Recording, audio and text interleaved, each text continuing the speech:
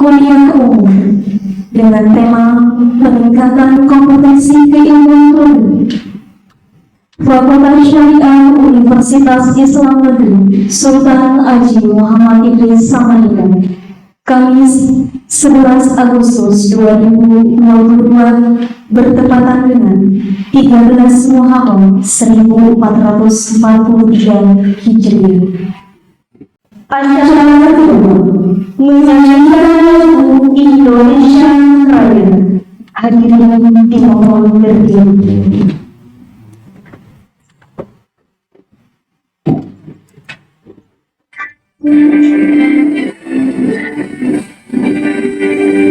Indonesia tanah air, tanah tumpah darah,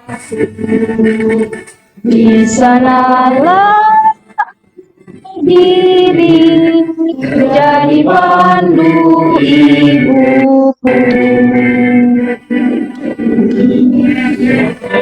Kebangsaanku, bangsa dan tanah airku, marilah kita besar, Indonesia bersatu.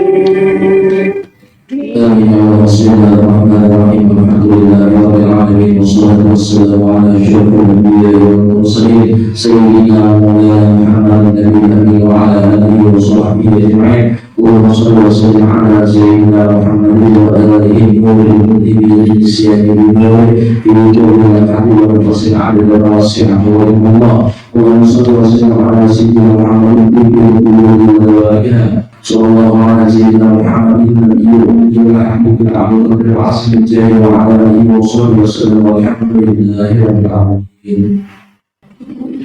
Acara keempat, sambutan. Sambutan yang akan disampaikan oleh Dekan Fakultas Syariah Dr. Bambang Iswanto MH sekaligus membuka acara beliau. Kepada yang terhormat, disilakan. Assalamualaikum warahmatullahi wabarakatuh. Waalaikumsalam warahmatullahi wabarakatuh. Alhamdulillahirabbil alamin. Wassalamualaikum warahmatullahi wabarakatuh. Wa min sayyiati a'malina. Wassalatu wassalamu ala Rasulillah Sayyidina Muhammadin wa ala alihi wa sahbihi yang sama-sama kita hormati, kita dengarkan sumber kita dari Muhammad Profesor Dr. Haji Saifullah Depo. Nanti saya akan berbicara siapa beliau ini.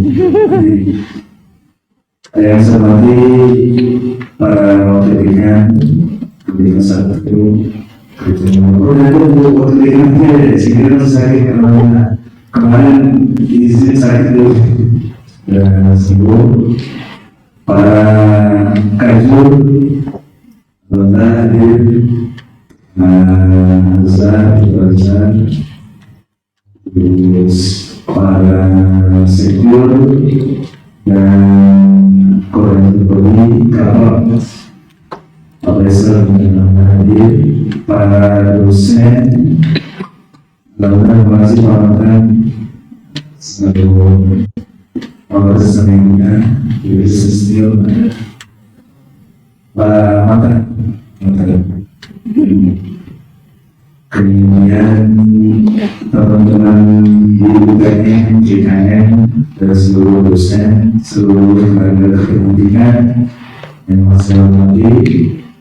Alhamdulillah pada pagi hari yang sedang ini kita bisa bersilaturahim berpuasa dan bersebuah acara kuliah menjadi dan kemudian kita kaitkan dengan penguatan keilmuan dari dosen dan teknik.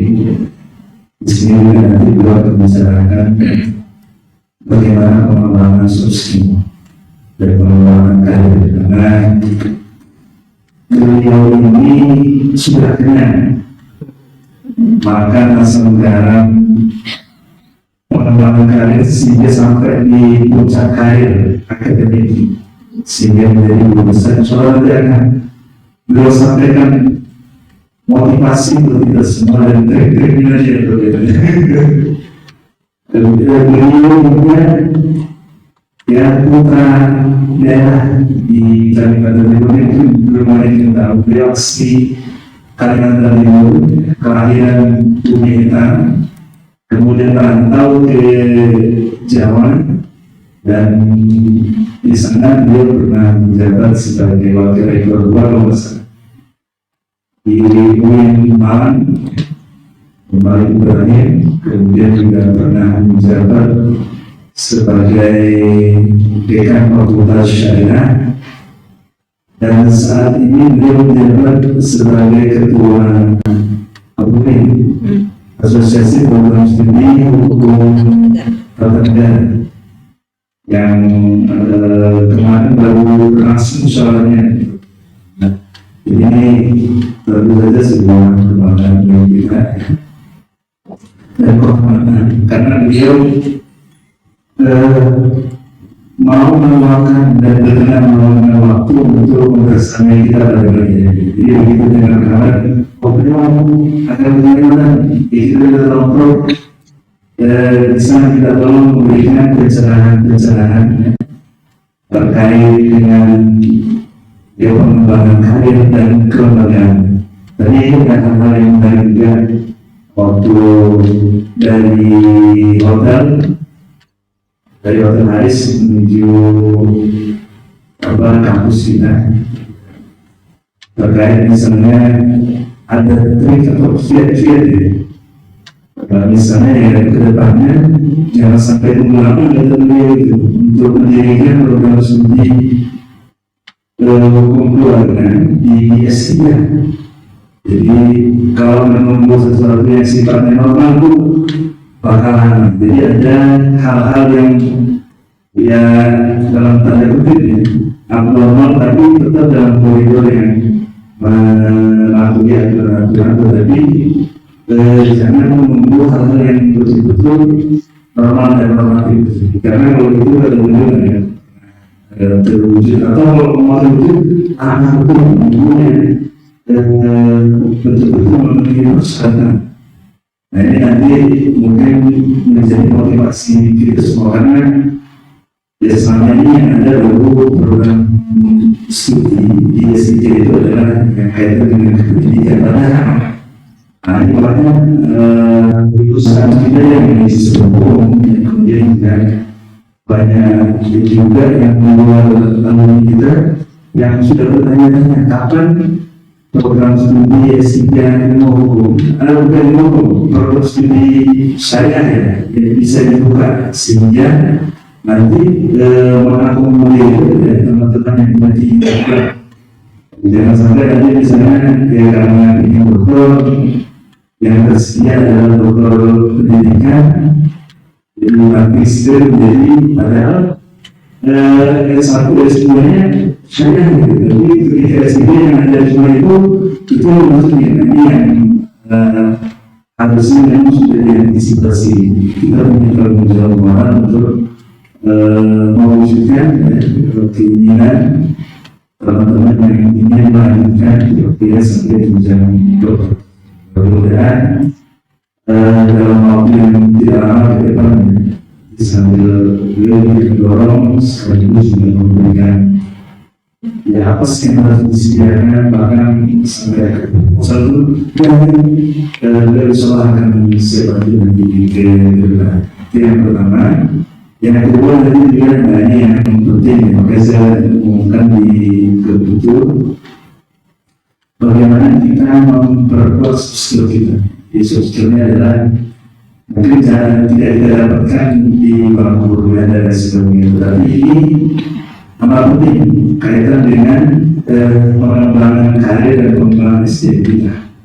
Jadi ilmu yang mungkin tidak didapatkan secara formal tapi didapatkan di luar, tapi memperkuat kapasitas kita baik itu sebagai tenaga pendidik dan tenaga pendidikan. Nah, satu hal lagi yang beliau nanti bagi ilmu yang saya kira sama beberapa itu ya kaitan dengan mendesignasikan hasil penelitian beliau yang dibuat untuk kita semua jadikan sebagai bahan pengetahuan dan wawasan. Nah, untuk itu kami mengucapkan sebagai Profesor terima kasih banyak atas kehadiran dan kedatangan dan kesediaan berkenan untuk bersama-sama hari ini memberikan banyak hal yang nanti insya Allah yang sangat bermanfaat bagi kita semua. Terima kasih bila ada kekurangan sama di kampus ini. Jadi beliau sebenarnya sudah beberapa kali sendiri saya menjelaskan itu sini berbeda sudah tahu karena kalau biasanya orang mengumpulkan banyak hal yang mengagetkan gitu mereka berarti kalau saya ini sudah sering beliau sehingga kampung halamannya kampung halaman beliau tapi kami telah mencoba adalah masalah di ibu daerah. Selanjutnya mari kita sama-sama buka acara perdana ini dengan sama-sama membacakan Bismillahirrahmanirrahim. Bismillahirrahmanirrahim. Wassalamualaikum warahmatullahi wabarakatuh. Waalaikumsalam warahmatullahi wabarakatuh. Bismillahirrahmanirrahim. Assalamualaikum warahmatullahi wabarakatuh. Selamat pagi semuanya. Pagi kami masih di jam 9.30. Pasti insya Allah teman-teman dan peserta Bapak Ibu semua masih semangat, apalagi sudah ada snack dan juga ditemani oleh kopi panas nanti di belakang ya. Oke, baik, yang terhormat narasumber kita hari ini Profesor Dr. Haji Saifullah Eshar MHum. Yang terhormat Dekan Fakultas Syariah Dr. Bambang Iswanto MH. Yang terhormat jajaran Wakil Dekan 1, Wakil Dekan 2, dan juga Wakil Dekan 3. Yang kami hormati seluruh dosen tetap, dosen PNS, dan juga tenaga kependidikan, dan seluruh peserta FGD atau seminar pada hari ini. Alhamdulillahirabbil alamin. Wabillahi nasta'inu ala umuri dunya wad din. Wassalatu wassalamu ala asyrofil anbiya'i wal mursalin wa ala alihi wa sahbihi ajma'in. Amma ba'du. Terima kasih saya haturkan kepada MC yang sudah memberikan waktunya kepada saya untuk memandu kegiatan seminar FGD hari ini. Perkenalkan Bapak Ibu dan teman-teman mahasiswa mungkin yang belum kenal dengan saya, nama saya Zulum Najman. Baik, dan tema kita hari ini luar biasa sekali Bapak Ibu semua tentang pengembangan soft skill dari aparatur sipil negara dalam rangka pelaksanaan Tridharma perguruan tinggi dan juga pelayanan prima yang dilaksanakan pada hari Kamis 11 Agustus 2022. Harusnya kegiatan kita dilaksanakan pada pukul 9 sampai nanti merapat di jam 10.30. Dan juga saya ucapkan selamat datang Prof ke Kalimantan Timur, walaupun beliau ini asli Kalimantan Timur nih. Dan terima kasih untuk juga berkenan hadir ke UINSI Samarinda dan hadir di kegiatan seminar kita hari ini yang insya Allah saya yakin sekali materi yang disampaikan kepada kita ini akan memberikan banyak manfaat dan motivasi kepada kita semua. Baik Bapak Ibu hadirin sekalian, saya punya pantun pembuka ya sebelum kita memulai FGD kita hari ini. Kalau saya bilang pantun nanti satu bait boleh bilang cakep gitu ya, biar sebenarnya. Bunga mawar mulai bermekar, bersiarani terus sejak awal. Sebelum nanti kita berpisah, izinkan kita saling mengenal. Jadi sebelum masuk ke acara inti, Bapak Ibu, kita harus tahu dulu profil daripada narasumber kita yang luar biasa. Tadi sudah disambut kalam oleh rekan kita luar biasa. Saya benar-benar apa ya Pak ya, termotivasi sebenarnya. Karena beliau ini di puncak karir yang tadi Pak Dukan bilang itu sudah mencapai profesor dan guru besar. Semoga kita yang masih merintis dari awal ini semangat untuk bisa sampai ke puncak karir kita di profesor dan guru besar.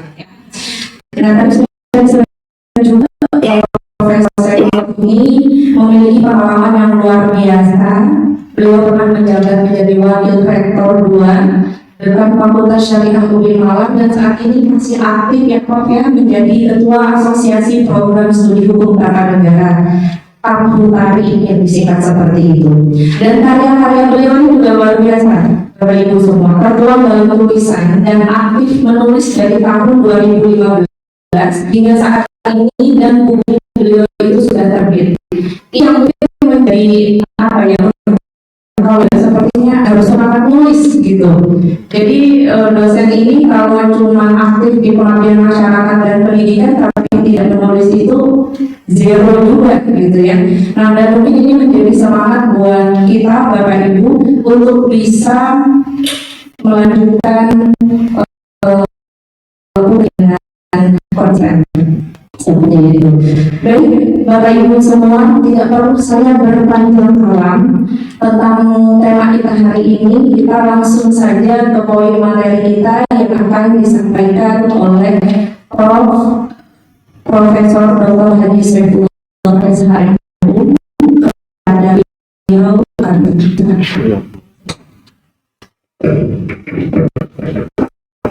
Saya bersuara kedengaran ya. Nggak usah pakai ini lah Ustaz.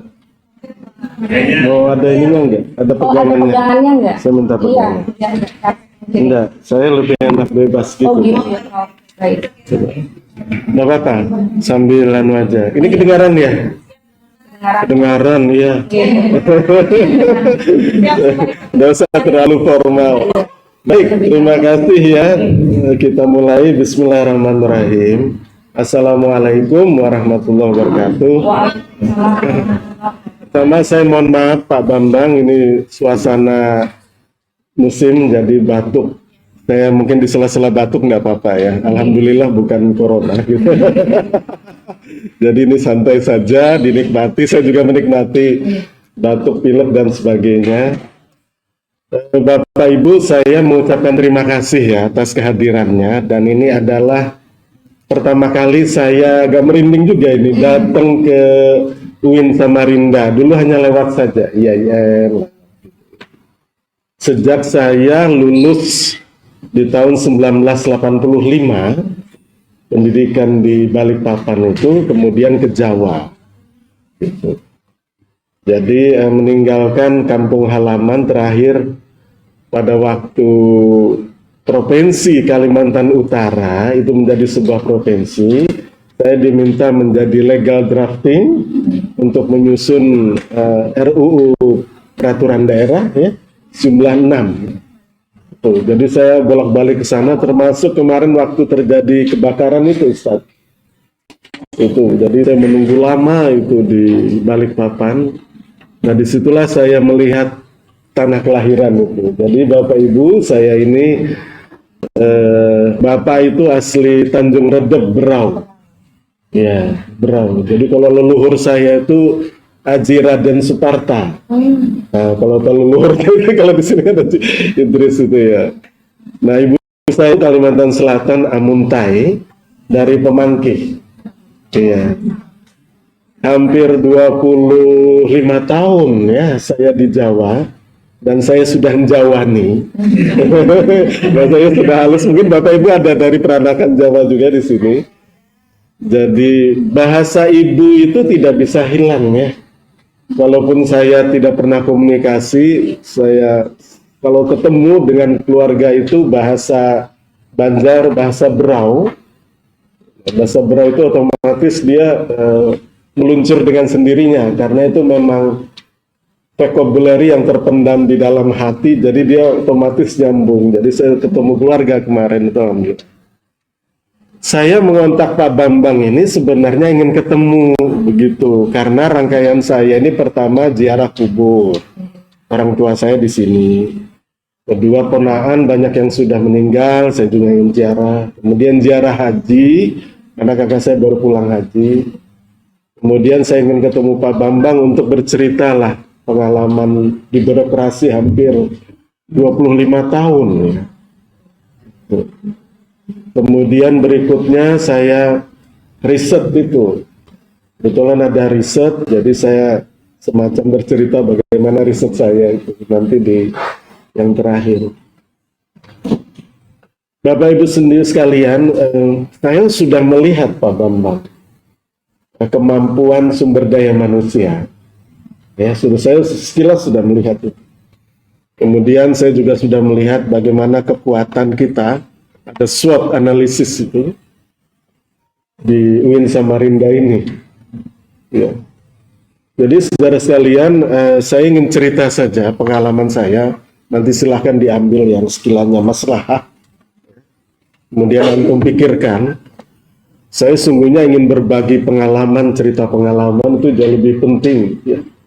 Karena itu akan dipikir Bapak Ibu semua.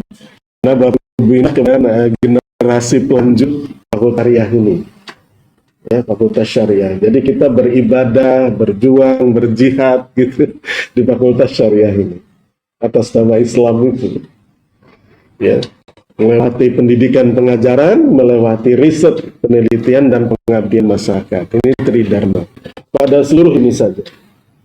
Pertama, seringkali seseorang itu tidak hafal, itu tidak apa tentang visi, misi, tujuan, sasaran Fakultas Syariahnya atau prodinya. Itu dihafal pada saat mau diaudit. Nggak apa-apa, itu wajar. Apalagi ganti rektor, ganti statuta, ganti proses. Padahal dalam ilmu menyusun visi misi itu ada proses dari bawah itu Pak Bambang. Dokumennya, wawancarai sampai ke atas, selesai ke atas sampai rektornya, ke bawah lagi sosialisasinya. Jadi sesungguhnya di mana-mana dari 58 perguruan tinggi keagamaan Islam negeri, itu intinya tidak jauh berbeda visi misi. Ya, tetapi ada kata-kata klipnya yang bisa Bapak Ibu jadikan pegangan siapa saja, terutama ASN yang seumur hidupnya di sini mata pencahariannya. Jadi kalau sudah jadi ASN itu Bapak Ibu, bisnis itu nomor 2, nasi kuning nomor 3, kemudian bisnis engkol itu nomor 4. Yang di nomor 1 kan itu negara menggaji kita, ya, itu mengabdikan waktu dan ingat kepada selama putaran waktu 37,5 jam. Kan? Tidak boleh berbohong, ya, tidak boleh berbohong. Jadi komitmen itu harus dipegang dulu, niat untuk mengabdi itu. Siapapun lininya, mau dosen senior. Saya dosen senior harus fingerprint, cek clock sebelum jam 7.30. Jadi saya jalan sehat dulu pagi dengan ibu. Kebetulan rumah dekat kampus, 10 menit sampai. Malah saya yang pertama kali itu cek clock sebelum jam 7.30. Jadi seorang itu jangan korupsi waktu sebagai ASN. Tidak bisa korupsi uang, dia korupsi waktu. Ya, nggak boleh itu. Jadi komitmen itu memang niat itu, nawaitunya diteguhkan dulu. Saya ini jadi pegawai negeri seumur hidup sampai pensiun. Itu harus komitmen dulu. Karena itu yang akan membuka tabir keberhasilan. Mau jadi apa saja. Mau jadi apa saja.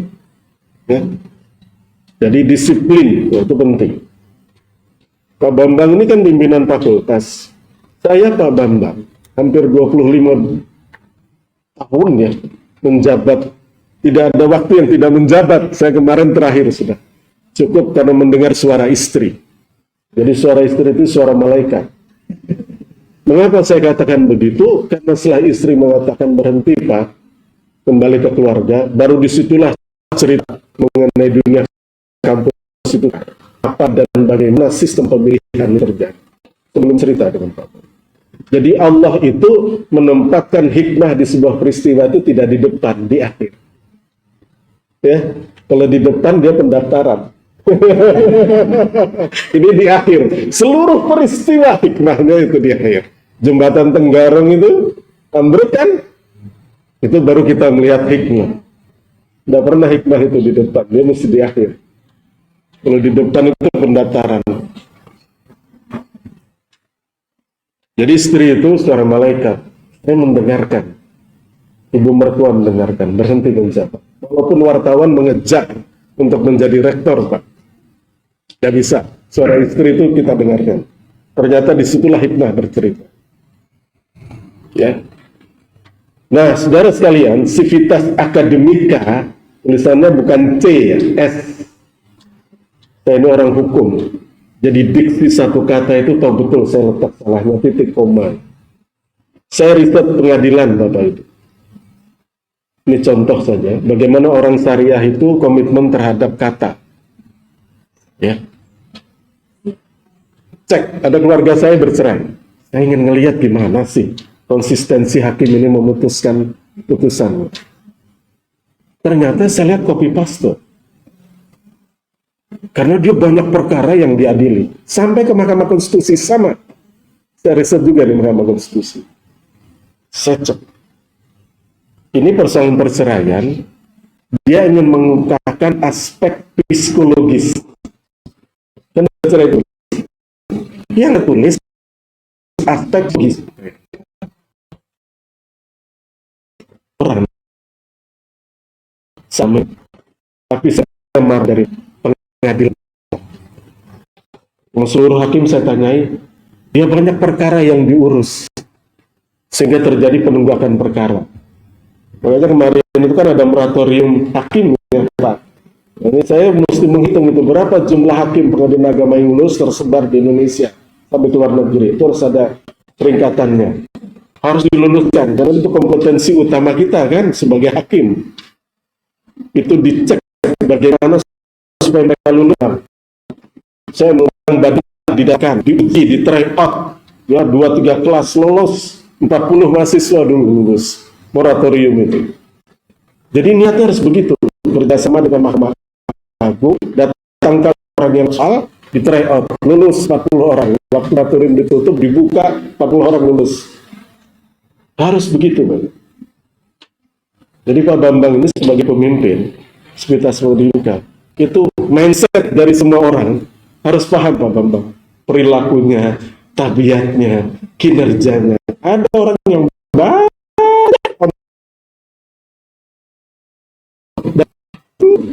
nulis, ngomongnya nggak bisa. Ada yang baik mengangkat jasi saya. Dia pernah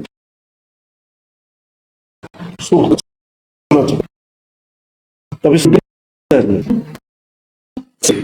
siapapun Bapak ya, dari dekan, Wapek 1, mohon maaf ya, Wapek 2, 3, Kaprodi, Sekprodi, hayati betul, bukan si Nur Hayati, hayati betul, hayati betul jiwa orang itu.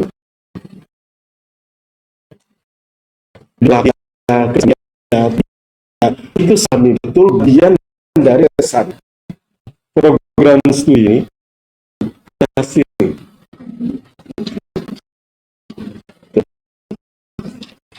Lihat bahwa orang ngerti itu gambaran mindset. Kemana dia berjalan, kemana dia arah berpikir, apakah dia menyampaikan berita hoak, apakah dia mengajak orang infak sedekah, itu kelihatan semua. Gambaran dari mindsetnya dia, grup-grup itu. Jadi tanpa sepengetahuan mereka, saya membaca arah itu. Itu mengapa kemudian Bapak Ibu sekalian, terutama Bapak Ibu yang diamanahi ya, bertanggung jawab sekecil apapun program studi itu bisa.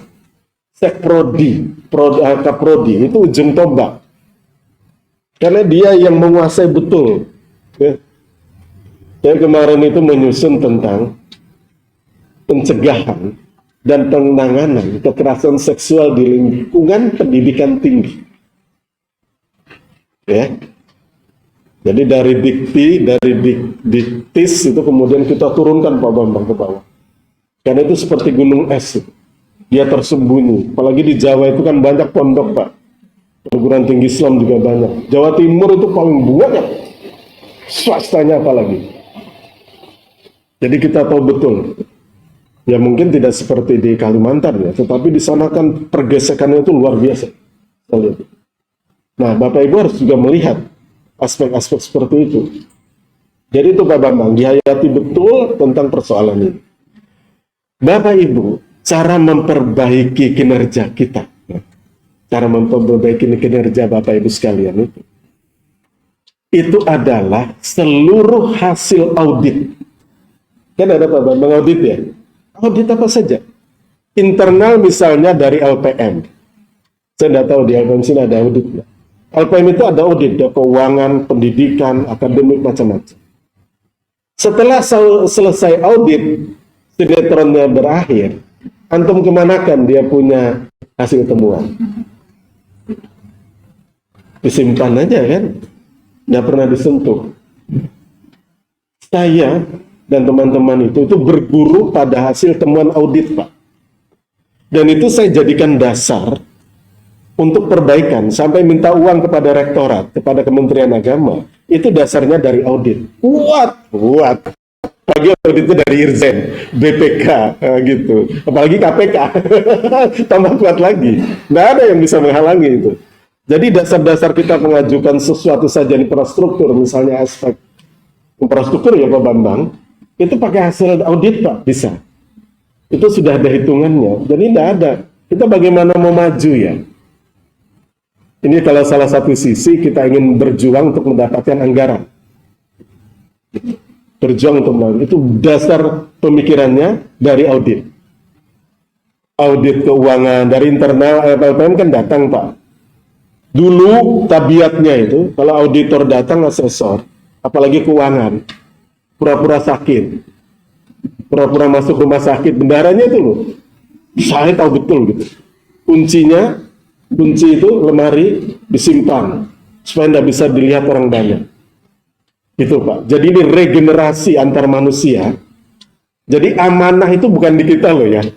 Amanah itu berlanjut pada orang yang mengerjakan tugas kita itu. Dia akan mencerminkan si Saiful ini gimana hasilnya. Dia sudah menanamkan apa. Jadi sustainability berkelanjutan. Perjuangan itu berkelanjutan. Ada karyawan sudah selesai, pindah tugas dari rektorat ke fakultas, seluruhnya tuh dia bawa. Komputernya dia bawa, laptopnya, kursinya, mejanya tuh dibawa. Perilakunya. Saya melihat, tapi itu enggak parah Pak. Yang parah itu isinya laptop itu dihilangkan sama dia. Saya memberikan rasa kapok kepada orang yang mau melanjutkan saya, biar dia buta. Kenapa saya tidak dipilih? Kenapa saya tidak dimutasi yang paling tinggi? Ini perilaku manusia begitu. Saya mendalami semuanya. Kosong itu CPU-nya. Dari 25 tahun saya berpengalaman begini.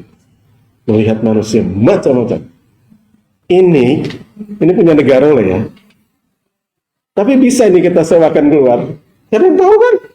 Bisa, kamera aja loh. Jadi wedding pernikahan. Kamera itu loh Pak dibawa keluar. Ada Pak Saiful, ada. Kan ada yang tahu. Apalagi di sini tidak ada kodenya, labeling. Kapur ya. Makanya kita ini produk dari orang-orang yang dididik. Bapak saya itu umur 18 tahun adalah pendidik sekolah. Kalau Bapak itu bahasa Jepang bisa, bahasa Belanda bisa. Di Berau ada foto Encik Abdul Manan. Dia kalau keluar dari sekolah pakai sepeda, semua murid-murid itu berjejer untuk begini. Dia berani melihat ke gurunya. Sekarang ini mahasiswa yang mengatur dosennya dalam berbagai hal.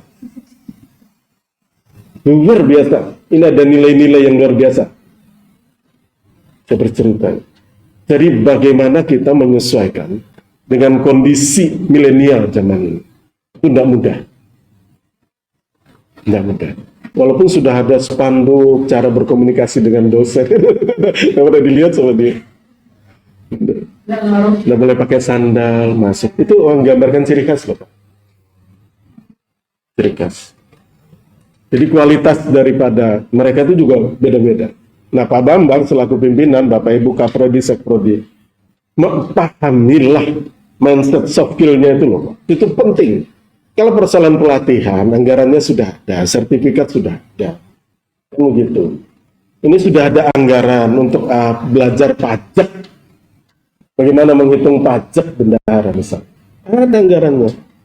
Tapi sudah disiapkan, tidak berangkat-berangkat Pak. Karena jauh, karena anaknya masih kecil. Tidak berangkat-berangkat akhirnya.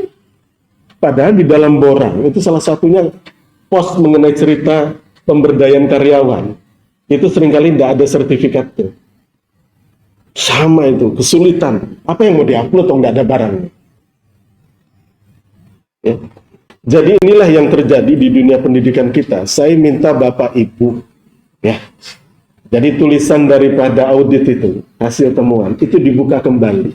Audit LPM, audit Irjen bidang akademik keuangan, audit apa saja.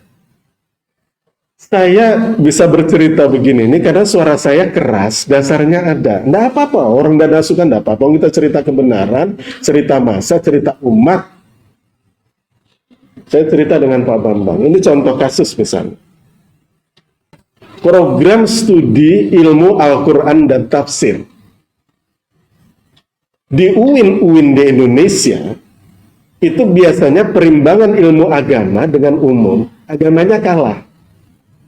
Karena rata-rata umum kan, kedokteran, farmasi, ekonomi, ini penggemarnya banyak Pak. Kemudian zaman Pak Menteri Lukman, dia menambahkan prodi-prodi ilmu agama agar terjadi perimbangan. Nah di kami diberikan ilmu Al-Quran dan Tafsir. Tetapi tidak ada fakultas usuluddin. Ditempelkanlah ilmu itu kepada syariah Pak Bambang. Ya kita ini kan melaksanakan ya Pak ya. Ya sudah dibuatlah kurikulum macam-macam, dosennya berjalan sampai meluluskan 2 angkatan. Ceritanya begitu. Waktu diaudit oleh Irjen, ini gimana? Fakultas Syariah lulusannya SH, kok ada SAG? Kemudian diceritakan sejarahnya itu. Masuk notulensi rekomendasi dari Irjen. Ini harus mandiri, lepas, disapih daripada ibunya Syariah untuk menjadi Fakultas Usuluddin dengan mendirikan prodi ilmu hadis. Dicatat. Tapi tidak semua orang tahu kan, UIN itu. Kemudian saya karena ini otoritasnya di Senat, Pak Bambang, dokumen ini saya sampaikan di Senat. Baru terbuka semua. Nah saya cerita Bapak Ibu kepada Pak Bambang juga. Jadi fakultas itu didirikan kan harus ada 2 prodi. Nah, ada syaratnya lagi, kadang-kadang 3.000 mahasiswa punya lahan macam-macam. Yaitu ditata sedemikian rupa supaya bisa. Saya sambil minum ya. Itu ceritanya. Jadi harus ada. Setelah itu kemudian prodi ilmu hadis itu dilakukan penyusunan proposal. Bapak Ibu, sebuah kemajuan itu ya tidak bisa kita mengandalkan apa yang ada saja sekarang ini kita nikmati. Begitu. Jadi Pak Bambang sebagai dekan selama 1 periode harus punya catatan sejarah. Harus punya catatan sejarah. Kedengaran nggak? Harus punya catatan sejarah. Pada bangun semua. Harus punya catatan sejarah. Pak Bambang gitu Pak Bambang. Karena kita dikenang orang. Saya Pak Bambang sebagai teman juga saya kritik kalau misalnya demi kemajuan. Pendirian prodinya bagaimana? Status jurnal akreditasinya bagaimana? terjadi penambahan mahasiswa apa enggak, itu ukuran-ukurannya itu Bapak.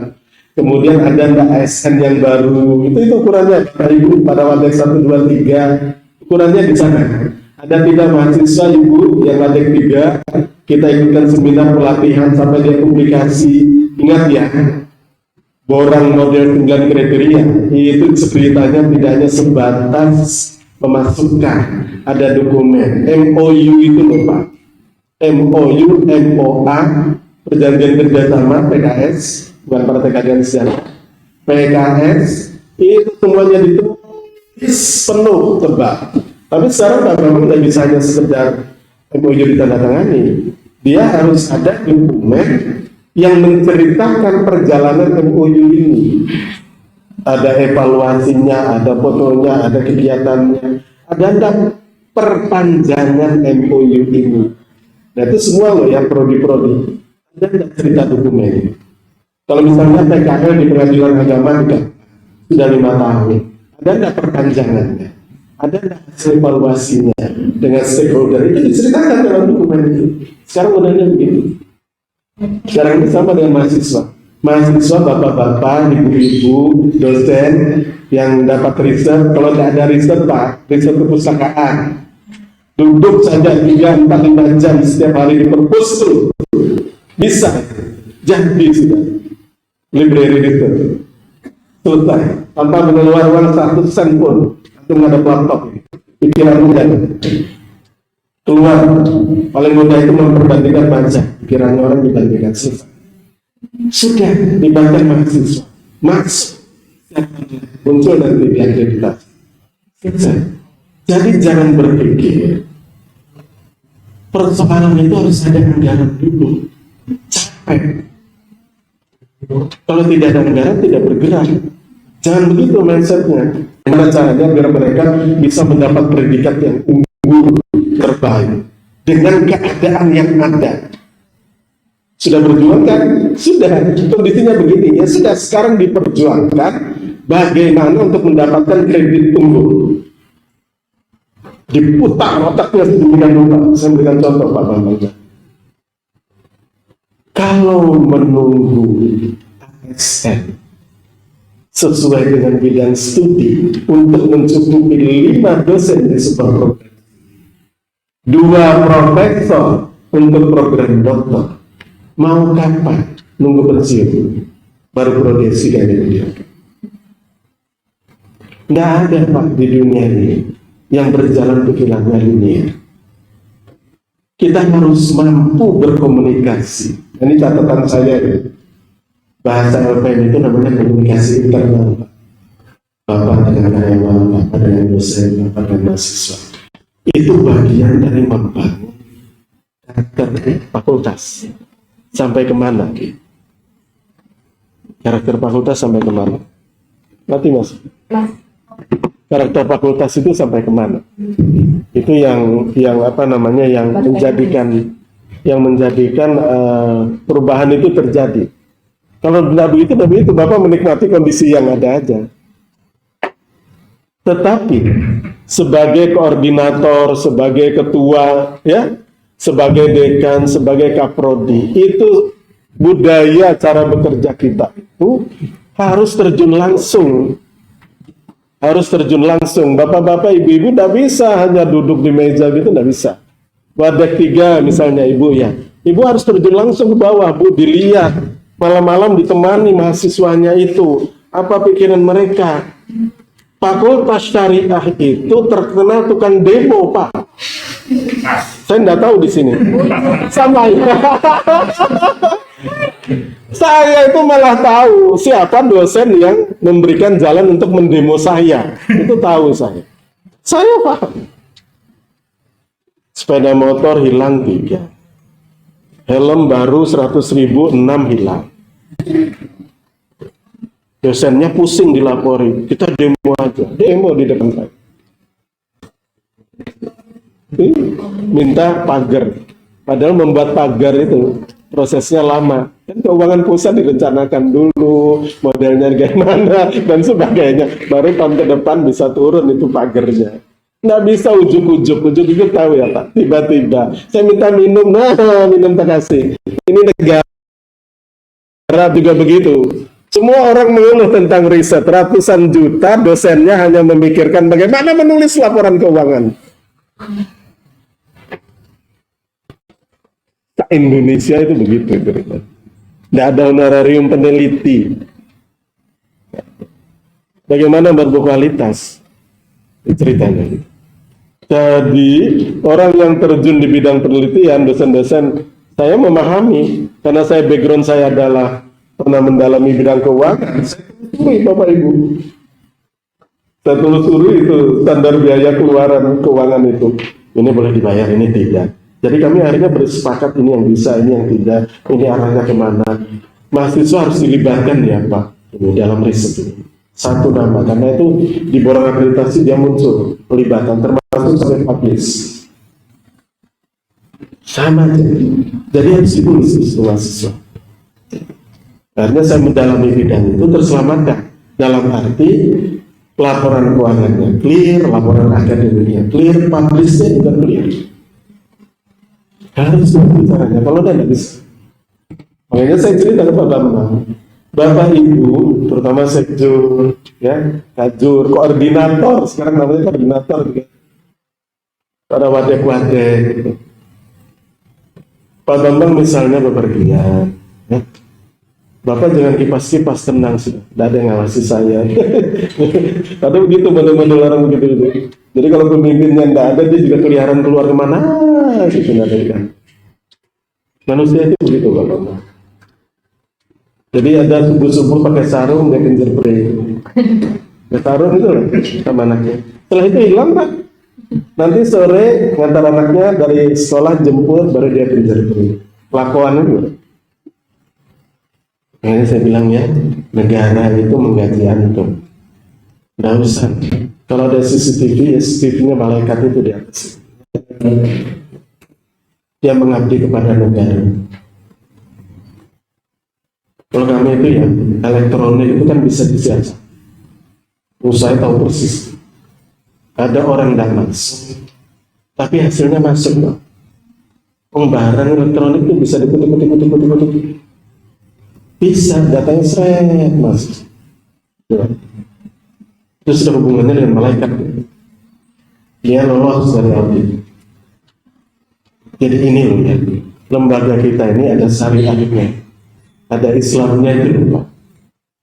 Jadi tidak usah ada pengawasan lagi. Pengawasan itu ya dirinya bersinat. Saya bercerita Bapak Ibu terjun kenapa? Program itu yang realistis, jangan copy paste. Lihatlah kondisi di Bapak Ibu itu. Ceritakan kemampuannya. Jadi Samarinda ini distingsinya itu di mana? Kekuatannya itu, keunggulannya itu apa?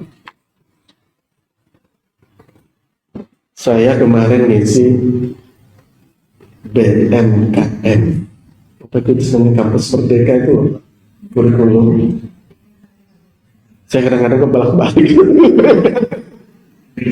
MBKM di IAIN Palopo.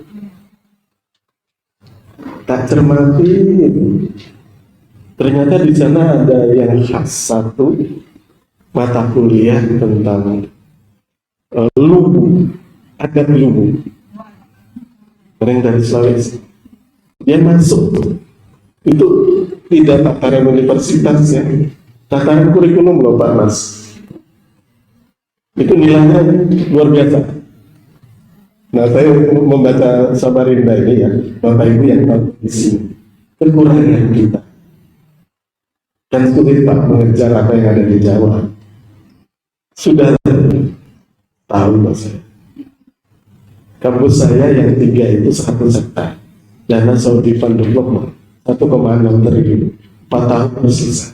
Di Malang itu Pak, kalau lihat Pak. Saya dulu sampai bebaskan lahan itu Pak. Itu karena background saya hukum. Siapapun tidak berani Pak. Karena saya tidak memberikan contoh untuk mengambil peti. Clear memang. Makanya tenang hidup saya. Jangan sekali-sekali ya mengambil upeti dari berbagai cara apapun yang hadapi. Nanti pensiun itu lo mikir. Kalau sudah pensiun itu baru mikir riwayat itu. Ya. Sudah ada contoh kasus dirinya. Dan saya tahu betul. Saya ini berau, Bu. Berau. Naik speedboat dari Tarakan ke Tanjung Priok. Akhirnya ini yang salah satu materi pidato saya ambil dari peristiwa itu. Kapal speedboat itu kapal penumpang, bukan barang kan? Penuh manusia, di atasnya itu beras sembako berbintang-bintang. Di tengah jalan, keberatan mau tenggelam. Ya. Itu peristiwa sobat hidup saya. Kemudian kompasnya sebetulnya mati. Yang kedua, masinisnya itu santai Pak. Ini sudah biasa ya. Jadi suruh pakai baju oranye, bukan KPK ya, baju oranye Lampung itu. Nah saya bawa teman, badannya tuh gemuk Pak Bapak, nggak cukup. Supaya berimbang, akhirnya dipindah ke depan duduknya itu supaya tidak goyang. Ini cerita berjam-jam yang penuh dengan suasana kematian. Disitulah terlihat orang itu mau sakratul maut Pak. Macam-macam yang berteriak, yang ini di dalam perahu itu tadi. Sinyal nggak ada. Semua kapal yang lewat nggak mau berhenti dia penuh juga. Berjam-jam tadi di sini. Padahal itu fakultas.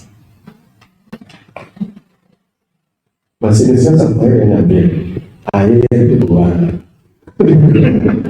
Ternyata perahu speedboat itu di bawah itu banyak batang-batang yang putarannya itu nabrak, pecah, masuklah air itu.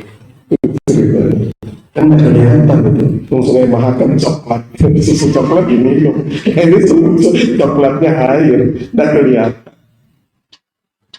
Aduh, ya Allah, gimana? Karena ada yang patroli polisi pada ya, maghrib, ada ketemulah kapal besi yang membawa longsor-longsoran kayu itu loh, baru berapa? Alhamdulillah, baru penumpangnya pindah semua. Itu hampir 1 hari penuh Bapak di cerita itu. Kalau dari sisi hukum, kesimpulan saya 99% peristiwa hukum itu terjadi, kisah itu terjadi, baru regulasinya dibuat. Indonesia sebagian besar begitu, korbannya berjatuhan. Kayak pinjol itu peminjaman online ilegal yang saya riset. Saya tanya sama Pak Wan Mugiek Dewan Syariah Nasional ya. Pak, ini perlu diantisipasi. Sebenarnya pinjol ini tumbuh di zaman COVID. Itu kan sudah bisa dideteksi korbannya. Itu kan rata-rata memang orang yang memang bisnis dan sebagainya. Ya, itu tadi peristiwanya mana dulu, baru saya kasih fatwa.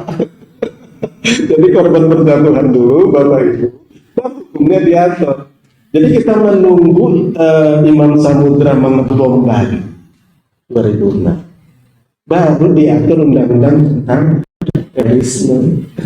Kalau dari Imam Samudra, tidak pernah ada undang-undang terorisme. Jadi itu hukum di Indonesia itu salah satunya begitu. Peristiwa. Nah, fakultas itu juga begitu, jangan sampai tenggelam. Jadi Pak Bambang dengan jajarannya itu siapa saja sebenarnya ya. Bapak Ibu boleh kok berdakwah jadi mubalik, mengisi RRI, TVRI, pengabdian di mana-mana boleh. Waktu untuk itu ada. Silakan. Tapi jangan lupa tuh, bukan pengabdian. Padahal sampai posisi seperti saya ini, yang paling banyak dihitung itu penelitiannya. Di dalamnya ada publikasi, coba lihat itu regulasinya. Prosentase besar itu adalah penelitian itu, mempublikasikannya. Jangan seumur hidup selama menjadi PNS banyak mengabdinya aspek sosial, 15 tahun tidak mengurus pakan. 11 tahun, 12 tahun, 15 tahun baru mengurus pada saat kepingin guru besar. Teman-temannya sudah berbesar. Akhirnya minta ke siapa, saya kurang seminggu ini mau pensiun, saya kepingin guru besar. Banyak loh ceritanya di dikti itu, di diktis juga. Bapak ibu itu keluar guru besarnya, hampir 1 hari dia mau pensiun. Apakah harus seperti itu? Ada ceritanya. Halo, bagi yang kaum milenial muda-muda ini loh ya. Kan banyak yang tontonannya berapa? Muda-muda di protein. Mulai sekarang rajin menabung, bukan duit, tulisan. Rajin menabung tulisan. Iya. Nanti menabung tulisan.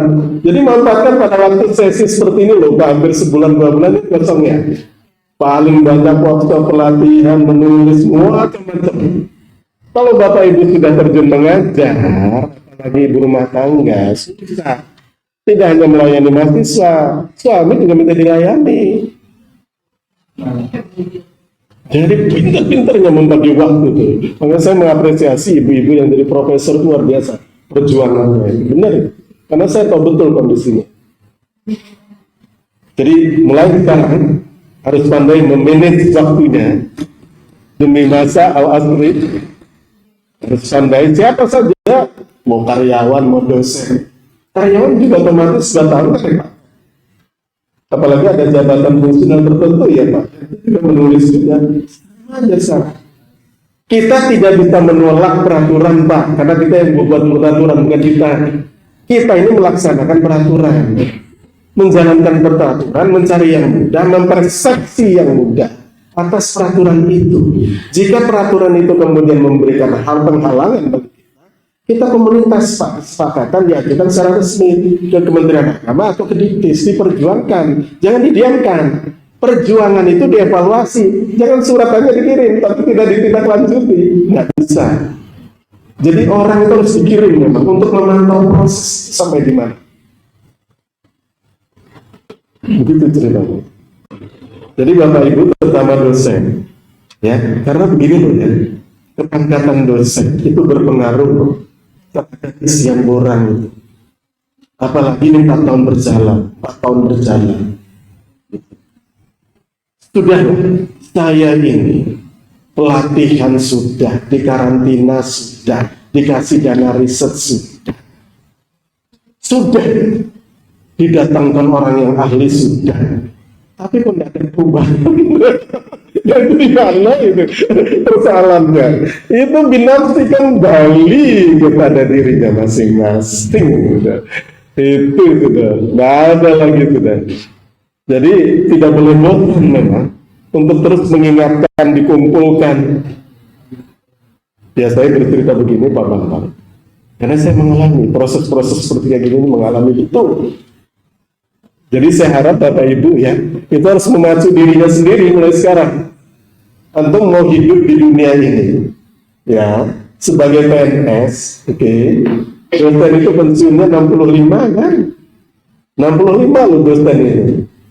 Nah, usia 65 itu apa gelar yang mau dibawa mati? Kan tertulis di nisabnya. Sebagai seorang akademik, sebagai seorang akademikus harus ada. Memang dosen S2, tapi jangan puas S2 Bapak Ibu, cari sponsorship. Saya punya teman Pak, tidak bisa jadi profesor karena beasiswa tergantung siapa yang beri beasiswa. S1 bahasa Inggris, S2 sosiologi, S3 pertanian. Coba ilmunya apa? Karena beasiswa tergantung siapa yang memberi duit. Tuh, ada kesulitan mencari rumpun ilmunya. Ya kan? Seperti saya sekolah tergantung siapa yang beri beasiswa. Kita begitu. Kalau mau cita-cita terus. Jadi jangan puas pada kondisi Bapak yang ada. Kita ini kan bergerak Pak. Kita ini bergerak para mahasiswa demo itu bergerak. Pak saya pun kenapa itu mahasiswa? Kalau ada demo itu bisa yang dipanggil sama para disalahkan karena Fakultas Syariah itu mengadakan lomba debat hukum. Itu dosen-dosen muda yang canggih-canggih saya latih, Pak, kirim ke sana. Masih sudah dilatih berdebat. Kemudian pikir bisa menang sampai ke luar negeri. Jadi itu yang disalahkan. Karena saya salah menerapkan kemampuan mahasiswa untuk berdebat. Sehingga dia waktu demo, dia mencari regulasi, mencari ini. Waktu demo membawa ransel, Pak, di atas mobil yang isinya regulasi semua. Hebat, saya bilang mahasiswa. Naik ke atas, pecah kaca macam-macam. Nggak apa-apa, dia belajar berdebat. Siapa bisa menghalangi kalau sudah manusia beringas gitu? Saya juga ditarik satpam, saya sembunyi, dilempar aja. Karena dia tahu itu nilai keadilan, nilai kebenaran, dia paham tentang hukum. Uang kuliah tunggal itu loh, Pak, tidak ada yang tidak didemo gitu. Sudah dikurangi lagi, lagi. 2 tahun kurangi. Kami dilibatkan untuk menentukan dapat atau tidak, itu menjadi ujung tombak. Saya tahu sistemnya di sini. Dosen walinya juga mau demo. Saya ini tidak ngerti gimana kondisi rumahnya. Kok murah-murah dulu disuruh memberikan persetujuan awal. Protes, yang terprotes itu dosen-dosen yang berani protes. Ceritanya. Jadi Bapak Ibu yang ada di ruangan ini atau yang tidak hadir itu Pak, memang harus refresh, ya refresh, harus ada niat untuk mengembangkan diri. Jangan puas dengan kondisi yang tidak bisa. Bapak Ibu tidak bisa maju. Ya, ini dalam konteks akademik ya, bukan bertambah. Itulah harus memaju, belajar. Sekarang ini Pak, milenial itu googling semuanya bisa dideteksi lewat IT. Luar biasa. Siapa saya itu loh, Bapak bisa lihat. Sekarang tidak usah dibacakan oleh MC. Ini dilihat siapa saya itu, gambarnya saya kemana itu kelihatan.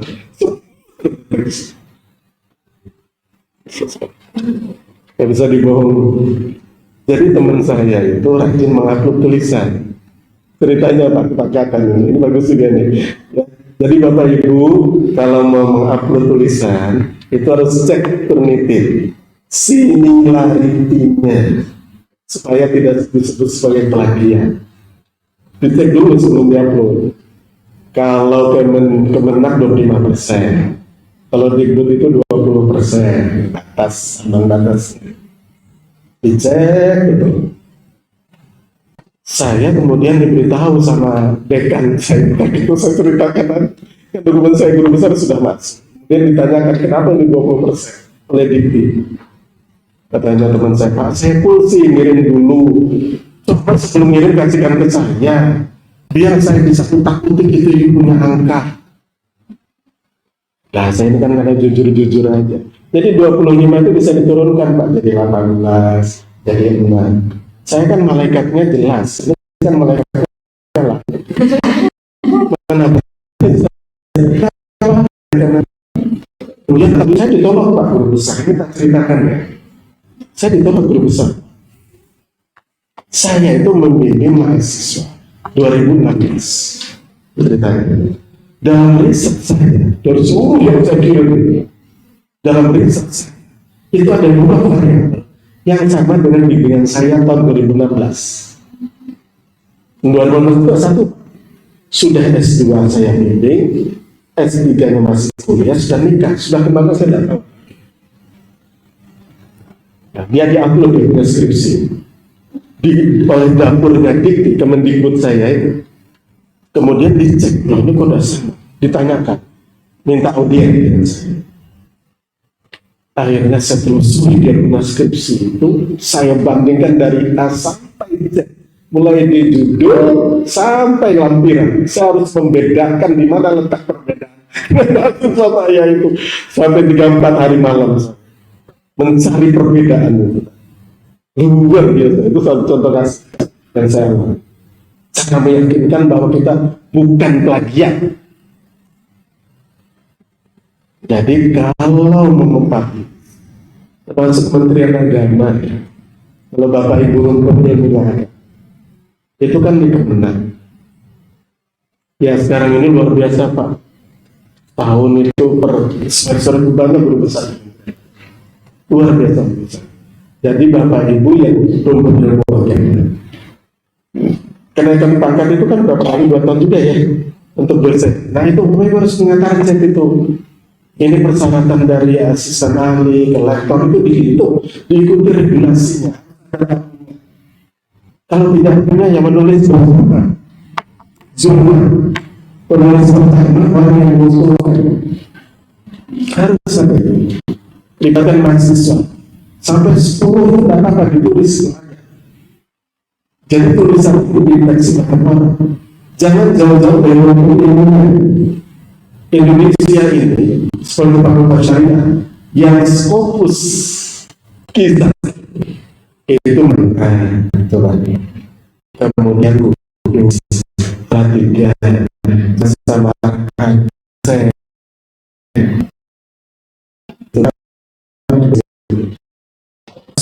sudahlah gampang semuanya kalau ada belajar nggak bisa bahasa cara mengenai bahasa asal ada kemauan dan kemampuan utang dulu yang berkembang. Ini kan dunia hardware. Ya terus gimana? Simpan di tabungan. Tidak ada PNS yang tidak kebal. Disekolahkan semua SK-nya. Tidak apa-apa. Hidup itu memang begitu. Harus ada tantangan. Jangan cuek. Tidak bisa. Itu nggak bisa maju. Orang itu bisa sukses karena dia pernah menghadapi masalah. Saya bercerita begini ini karena penuh dengan masalah. Tidak ada. Kedewasaan dalam menyikapi sebuah problem itu tidak linear dengan usia. Ya, rambut saya putih, tapi belum tentu saya sudah bijak dalam menyelesaikan rumah tangga. Saya harus mendengarkan suara anak istri. Dia yang tahu real di lapangan. Itu ya. Cara ngambil keputusan. Ya, jadi begitu. Jadi saya kembalikan karena tidak mungkin Pak Bambang sendirian. Data-data seperti itu dibutuhkan oleh orang. Sekarang ini yang dilihat itu nilai kredit dari program studi itu. 4 tahun saya kan harus berbahan. Mendesain, mengatur, memanage sedemikian rupa bagaimana kondisi kurikulum dengan manajemen yang terbatas. Mohon maaf menghadapi dosen-dosen yang sudah sepuh kayak saya, dosen-dosen ini itu kadang-kadang pikirannya kan berbeda dengan kita. Itu harus ada strategi khusus yang menasihati bukan dalam rumah tangga, undang orang luar untuk menasihati. Jadi ada orang ketiga. Kalau antum mengundang dinilai lebih dulu aku daripada itu. Yang masalah makan asam garam itu strategi banget cerita-cerita. Ya, nah ini terakhir nanti ada dialog nggak apa-apa aja. Kebanyakan panitia itu tidak bagus, saya sudah merasakan. Sungguhnya yang bekerja itu 3 orang. Iya, kalau tujuannya remo, coba Allah itu kan tahu ya, bahwa antum itu bekerja 2 keringat dan hasil yang terjadi dia tahu Allah malaikat. Jadi seperti kita ini kan mengerti dong, siapa yang bekerja, siapa yang tidak, siapa yang tercantumkan nama, itu tahu semua. Siapa yang mau bekerja sampai larut malam, sampai tidak menghitung waktu. Orang itu kelihatan. Itu yang diapresiasi. Itu yang harus diapresiasi. Entah bagaimana cara. Karena mereka itu yang harus dilihat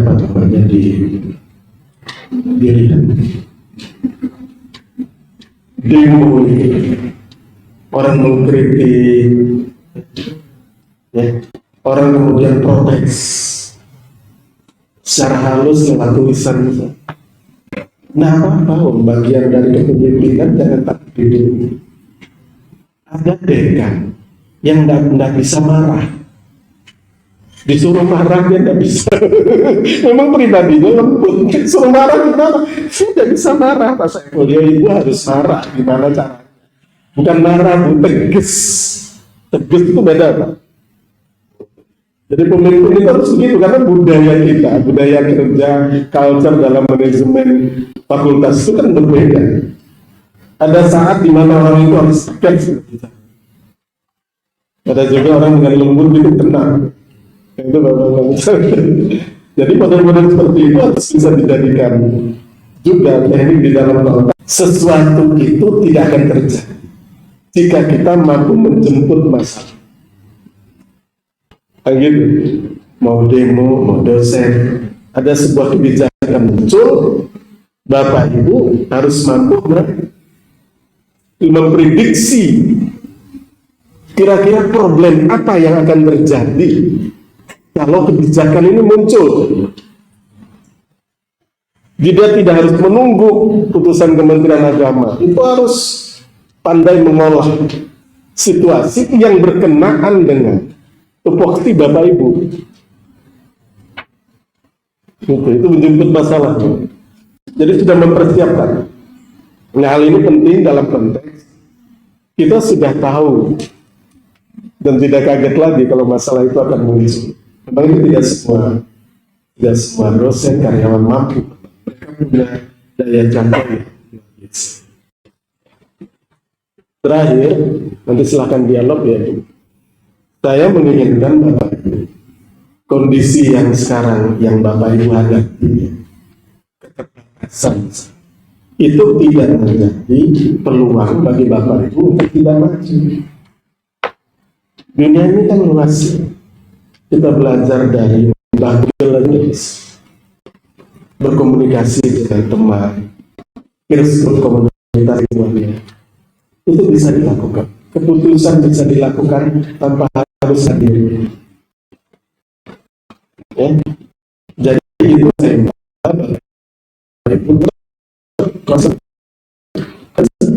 anggaran sudah disiapkan, pelatihan sudah disiapkan, tutornya sudah ada, tetapi kemudian ada itu tidak ada progres. Nah ini menjadi catatan. Ya, kami itu kalau bisa seseorang itu diberi waktu space 2 tahun. Kalau dia tidak publish di Sinta 2 atau Scopus, dia tidak dapat anggaran. Cara reward dan punishment begitu. Jadi lihat saja yang berkenaan dengan anggaran, orangnya ada kemajuan dari dalam publish. Itu dalam konteks untuk memberikan kesempatan. Bapak Ibu mungkin itu yang apa namanya cerita pengalaman walaupun singkat, jelas. Mudah-mudahan bermanfaat karena waktu yang terbatas. Saya bisa dialog, nanti bisa diskusi panjang mungkin. Terima kasih ya atas perhatiannya. Saya tutup. Assalamualaikum warahmatullahi wabarakatuh.